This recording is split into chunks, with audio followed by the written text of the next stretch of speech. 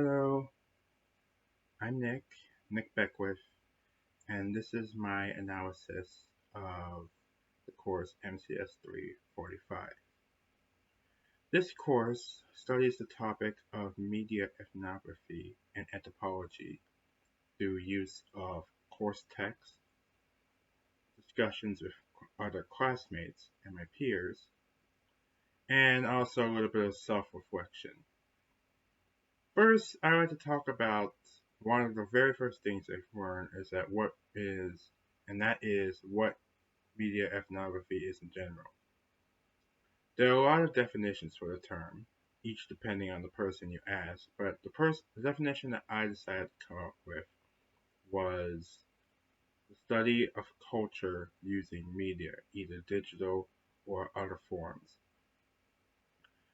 In fact, one of the very first in-class texts that we read, Rethinking Culture by Underberg and Zorn, helped me come up with that definition, or also gain a basic understanding of what media ethnography is.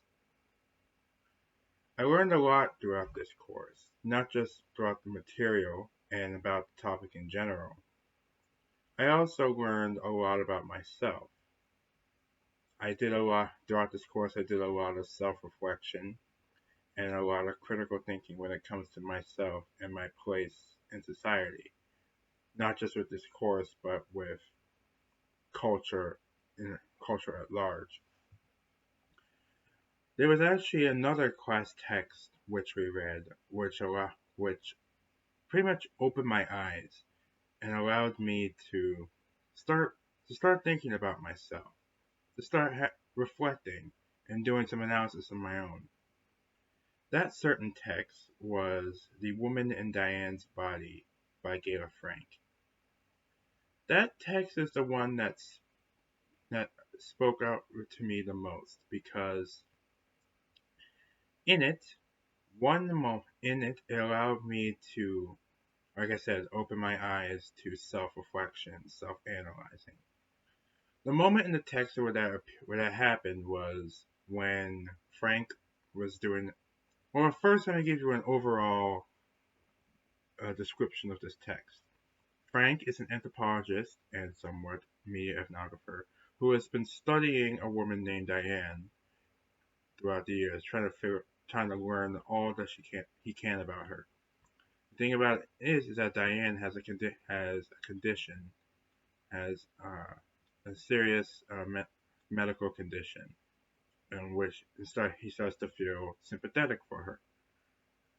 The one moment where he starts to have that realization is when they were at the bus stop, and he started to victimize her because he started to feel bad for her. But then he realized that that sense of victimization and that feeling of looking down upon him stemmed from his time his childhood when he was during World War II, since he was born a Jew.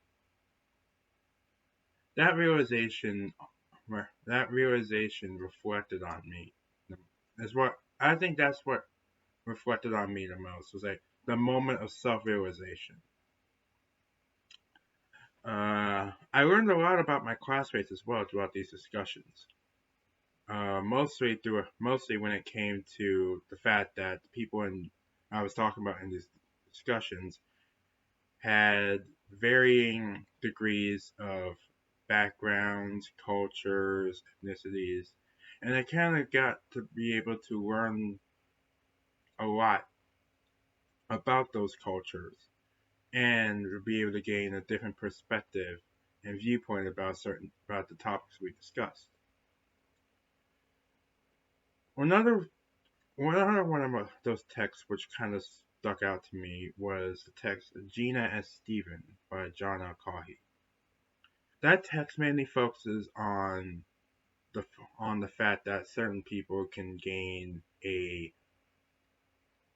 intimate relationship with fictional characters, in the sense that the woman that the writer was studying, named Gina, had an almost personal obsession with a fictional character called Stephen.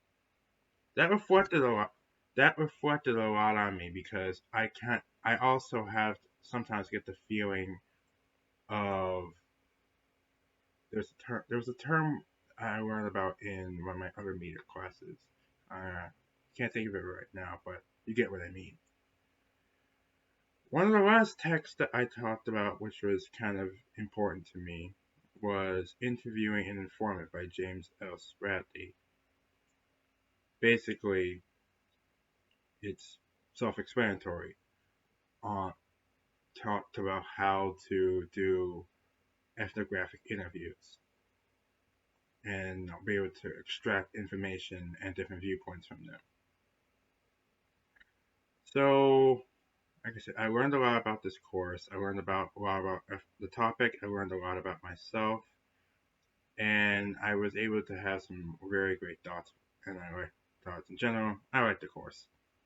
So I guess that's it. Bye.